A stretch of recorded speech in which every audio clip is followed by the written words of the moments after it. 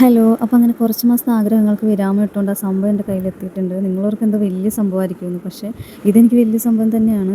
ഒരു വയർലെസ് മൈക്കാണ് കേട്ടോ ഇത്.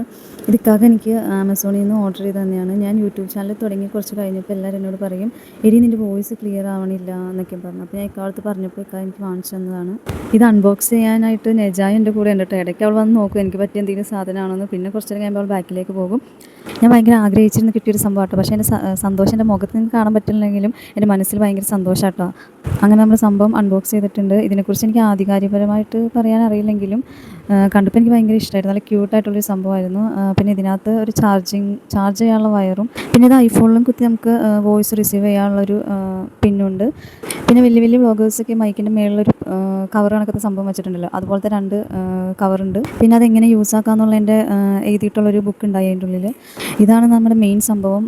ഈ ബോക്സിൻ്റെ ഉള്ളിൽ 2 മൈക്കും ഒരു റിസീവറും ഉണ്ടായിരുന്നു കേട്ടോ. നല്ല രസമുണ്ടായി ആ ബോക്സ് കാണാനായിട്ട്. ഇത് മൈക്ക് ഇങ്ങനെ നമുക്കിവിടെ നമ്മുടെ ഡ്രസ്സിനകത്ത് കുത്തിയൊക്കെ വയ്ക്കാം. പിന്നെ ആ ബോക്സിൻ്റെ ബാക്കിലായിട്ടൊരു ചാർജ് ചെയ്യാനൊരു സ്പേസ് ഉണ്ടായിരുന്നു കേട്ടോ. അത് നമുക്ക് മൈക്കും റിസീവറും കൂടി എല്ലാം കൂടി ഒരുമിച്ച് ചാർജ് ആവുന്ന ഒരു സംഭവമാണ്. അപ്പോൾ എന്തായാലും എനിക്കിഷ്ടമായി. നമ്മുടെ വീഡിയോ ഇത്രയേ ഉള്ളൂ. വീഡിയോ സബ്സ്ക്രൈബ് ചെയ്യാതെ കാണുന്നവരാണെങ്കിൽ സബ്സ്ക്രൈബ് ചെയ്യണം. Like and share. Thank you.